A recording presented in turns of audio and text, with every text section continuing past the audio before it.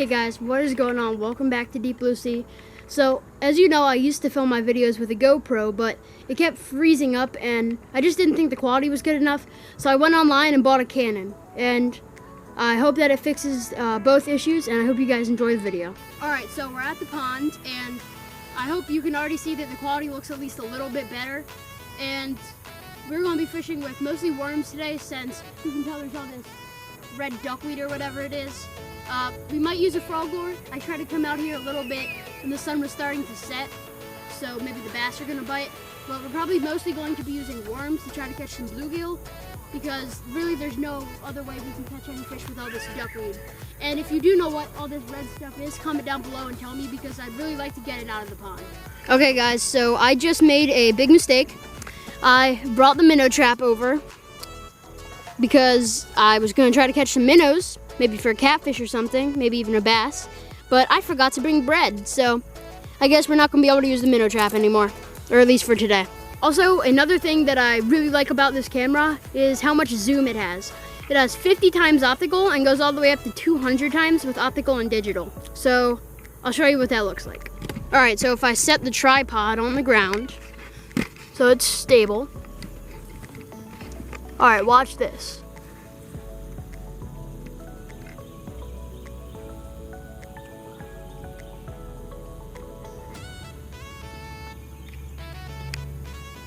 That is just with the lens zooming out. That's just optical zoom.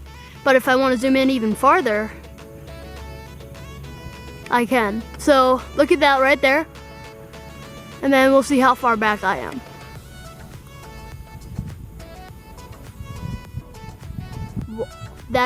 That's crazy. Okay, so now that we've got all the specs of the camera out of the way, let's get to fishing. All right, so today I will be using a Zebco reel. I have a Shakespeare tiger spinning rod. And to start off, I'm just gonna be using worms with a good old bobber on it. No weight, but I think the bobber and the swivel will weigh it down enough, along with the worm. So yeah, let's see what we can catch.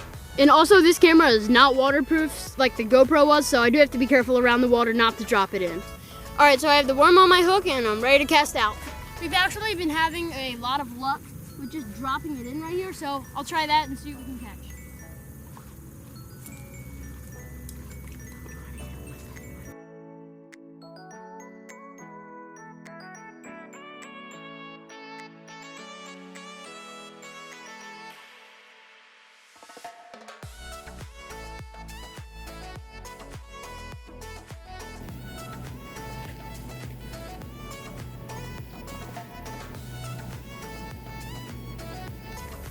Okay, so I don't know what's up with the fish, but for some reason I can't get any bites on the worm, and literally every day I come out here, I catch like 8 or 9 fish.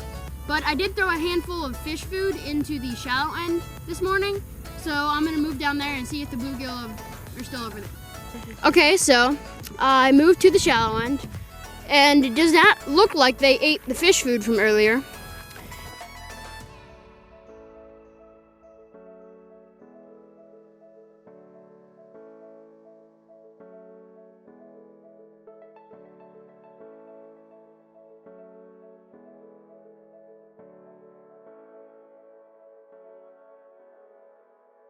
So the problem right now with fishing in this pond is this. So you can't really tell right now since there's not a lot of it, but there's this, all of this. Whenever you pull it up, there's like, sometimes there can be like 3 pounds of it on your hook, which is definitely not helpful when you're trying to catch fish, especially for a YouTube video.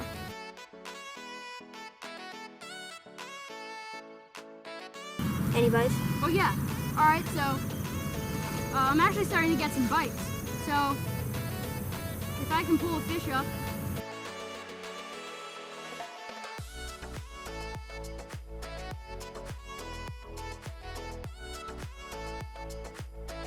That's a problem. You get snagged on all these things, and then your line can sometimes snap. Okay, so if this video can get to 150 likes, I will come back out to this pond for another video, catch a fish, and that's all we'll be able to eat for that night. Just like those videos that I've seen on YouTube right now. So if this video can get to 150 likes, I will come out here, catch a bluegill, and then I'll have to eat that. I'll have to clean it and cook it outside and everything. Make sure you smash that like button, turn on post notifications, subscribe, share it with your friends. All right, so I got the worm on the hook. So you might be able to tell I switched rods because my other one got really badly tangled. And I don't know if I have time to cut it and redo it before I have to head back when the sun sets. So luckily I brought over 3 rods, so we'll try catching a bluegill with this one.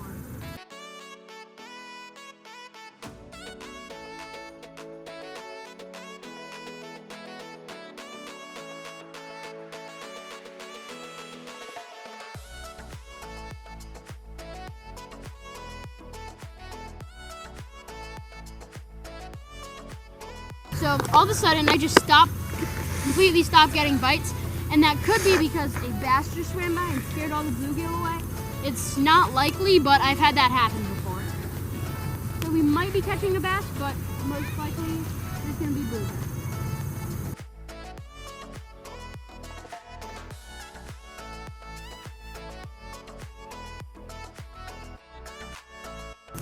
Oh. Nice. Okay. Oh. All right. So we just caught our first bluegill.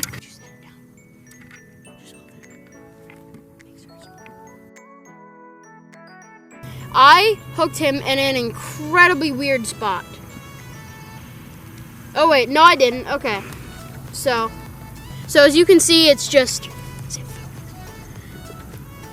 hooked right there. So. That shouldn't be too hard to get out. I don't think I'll need any pliers. Okay, yeah, slipped right out, didn't hurt him. He's not very big, and I'm not gonna use him for bait, but let him go right back when we caught him. And you can tell it's a bluegill because it just has all these colors. I better get him back in the water really quick.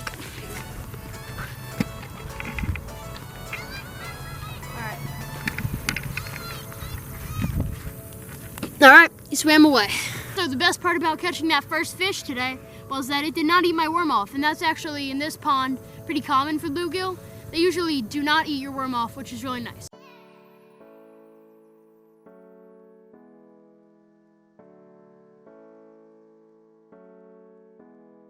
All right, so I thought I'd move the camera a little bit down here so you can see the fish attacking it, and the fish are almost invisible underwater. So I just wanted you guys to see the fish getting hooked and what that looks like. See? One just was playing with it and then it let go and the whole thing just flies in the air. And you do have to be careful with that if somebody's standing behind you or even for yourself. You could get hooked, and it's happened before and it is not fun. Okay, so you can see all the fish down there. The worm must be on there in a spot where and there it is gone. Anyway, as I was saying, it must be just in like a perfect spot where they just can just eat it right off and the hook just doesn't get caught in their mouth. So there is a ginormous bass living in this pond. It is around 20 inches, which is just a few inches less than the state record. And I'm thinking maybe if we let it grow in here, I might actually be able to have the record. And it has a favorite spot in this pond where we always catch it. And I will really quickly show you. I think it likes frog lures the best, but if you look right down there, right in this spot with the plant right here, and there's a pipe right there, that is the fish's favorite spot.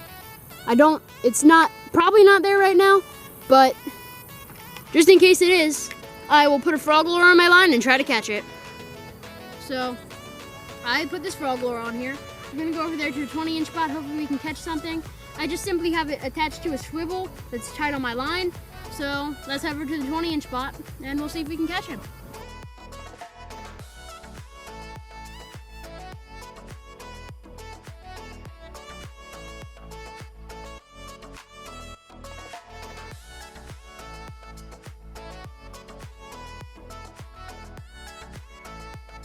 But just in case, I'm gonna try to cast it out. I'll reel it back in and we'll see.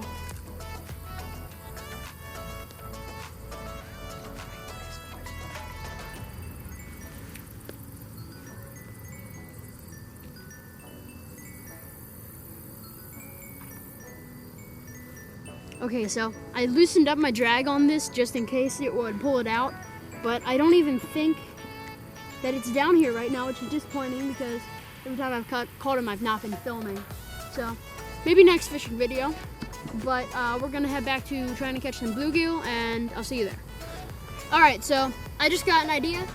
Instead of just trying for the 20 inches in the spot, maybe if I just cast out into the middle of the pond, since the frog lure will float and it's a scum frog, it will float on top of the pond, and there might be a chance that I can get something. I hope that the roots of whatever this is isn't too thick and the bass will be able to see it, but we'll give it a try just because why not?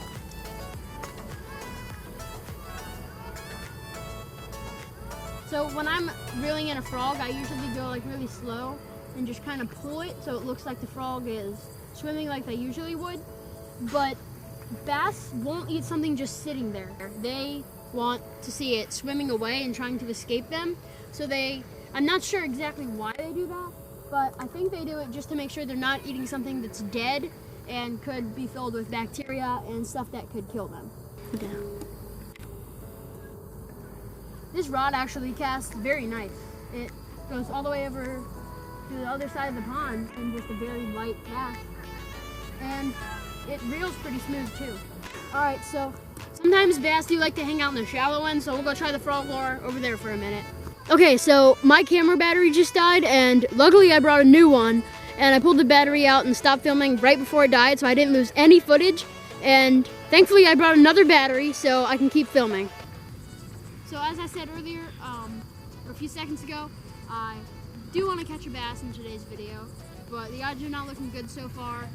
I have been out here for a little while now, and I haven't even gotten a single bite from the bass, so I've caught as a bluegill.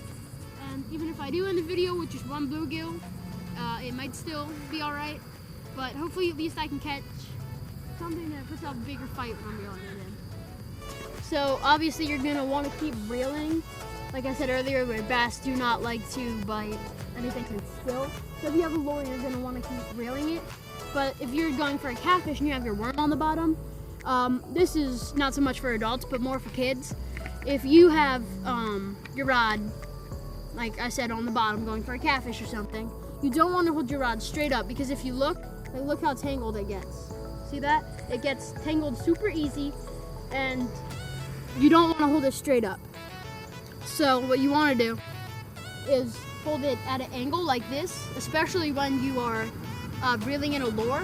So then whenever you get a bite, you can quickly yank it to the side and set the hook. And then you have a higher chance of catching it. And also, I think I just got snagged again, so we'll see. Okay, no.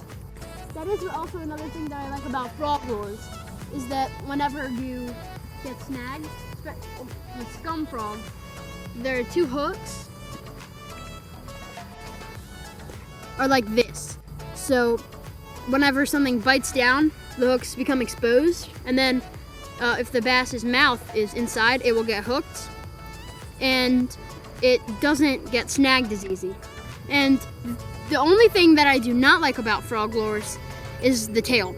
I have cut the tail shorter on them sometimes, but for me, they always get bitten by the bass that's chasing it, and they never really bite the actual frog.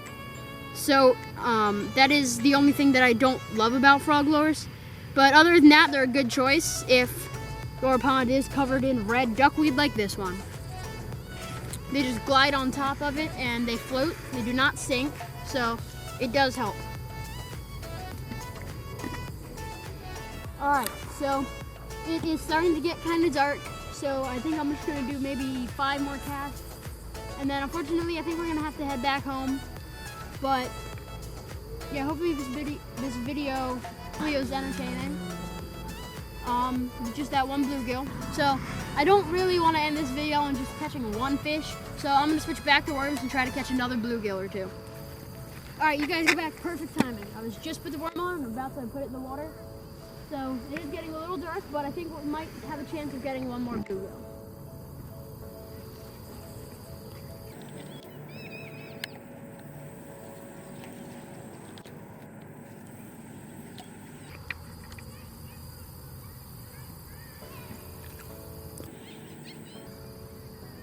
All right, just ate my worm off.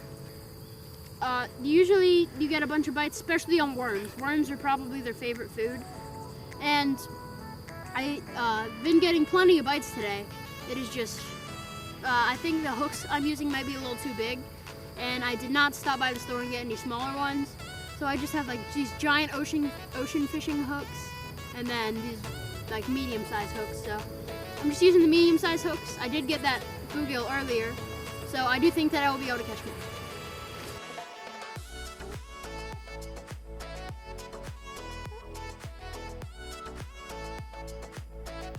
Almost had one there. Oh yeah! Oh no! Pass on the line. Oh yeah! Oh! As you heard, the drag was being pulled out. I think you heard that.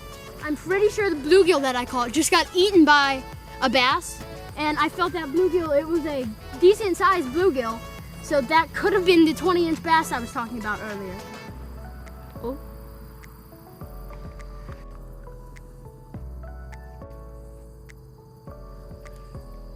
Oh. Ah. Baby bluegill. Yeah, there's all these bluegill in here. They all just keep attacking it. And also, if you really quickly look at this, I don't know if you heard it, but I definitely heard it was pulling out on the drag. And if I pull, it takes a lot of force to pull that out. Like, I have it still pretty tight. So that had to have been the 20-inch. That is the biggest fish in this pond, and that I have caught it before, and that is how it fights. Okay, so we were fishing yesterday, and as you know, it started to get dark, and we almost had that 20-inch, but we didn't actually get it. So we are actually about to head back to the pond for the second day in this video, and we're going to have another chance to catch that 20-inch. So I hope we catch it. If not, we're probably going to catch some more bluegill, but I hope you guys enjoy the second day. All right, so I'll see you guys as soon as we get to the pond. Oh no, the camera! What? How'd I get here? I mean, okay. I guess since we're here now, you can go ahead and start fishing since I started yesterday. Ew. All right, so you already have a worm on your rod? Yeah, crusty one. Ugh. All right, at least maybe the fish will not be able to pull it off, so. All right, let's see if you can get anything.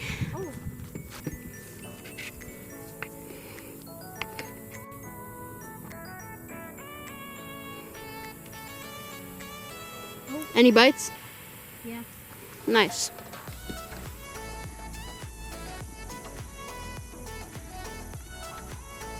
Oh. Oh yeah, that was a bass. Okay. Yeah, I actually just saw the top of it. Okay, so we know the bass are definitely hungry. Yeah, that is a good sign. He didn't even pull off my worm. Yeah. All right, so we have another bass biting, so hopefully we will be able to catch it. All right, so I put a black frog lure on, and we're gonna head over to the 20-inch spot. So we do have to be quiet, not scare it away.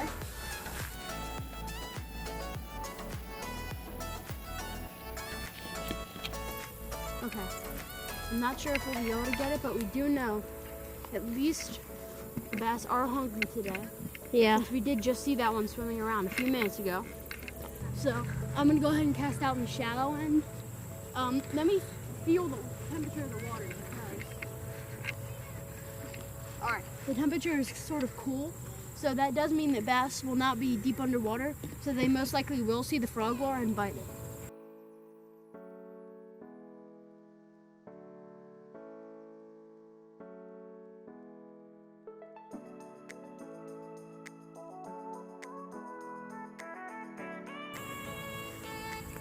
All right, so we're not getting anything on the frog, so I'm gonna go ahead and switch back to worm. Normally I would be using a chatterbait, just like this, but since there's all this duckweed, it just floats on top and I never get anything on it. So I'm going to put the snell back on and hopefully we can get something. All right, right in the same spot as before.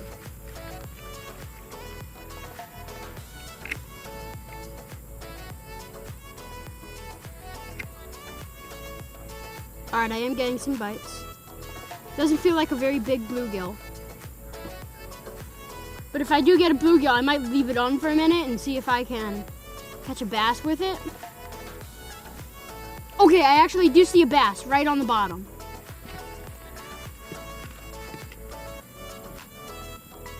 It's hard to say what it is because it did look like a bass, but it is on the bottom, so hard to say. Okay, so now that it is connected to the swivel like that, it looks kind of weird, but it should just keep the worm right, here's the spot, right above the surface. So, okay, yeah, that's working. So I can just kind of relax and I don't have to worry about holding it still.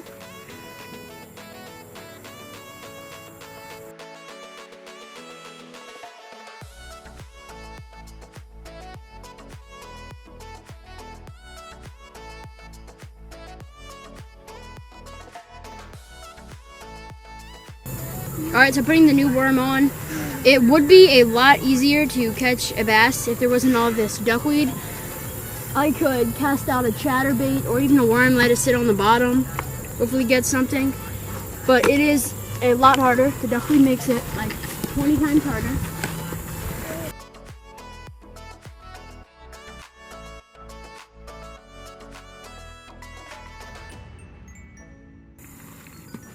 I'm gonna try to cast. Okay, I'll give that just like 1 second. See if anything can actually see the worm.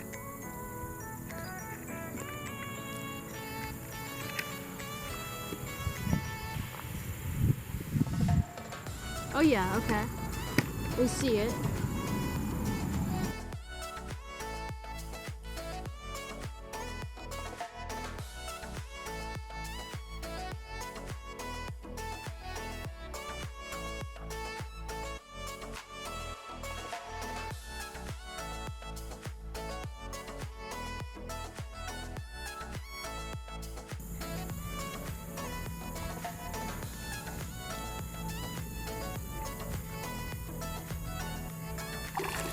Okay. Oh, okay.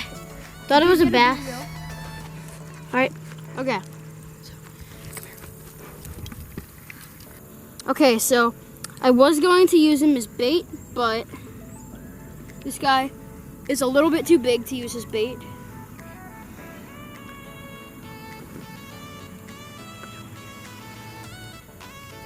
Okay, so I got the hook out, and if I put him down on this towel. Okay, so he is a nice looking fish, pretty big. You see those spikes there, those are very sharp and you don't want to get poked by them. But let's let this guy go back in the water. Oh, all right.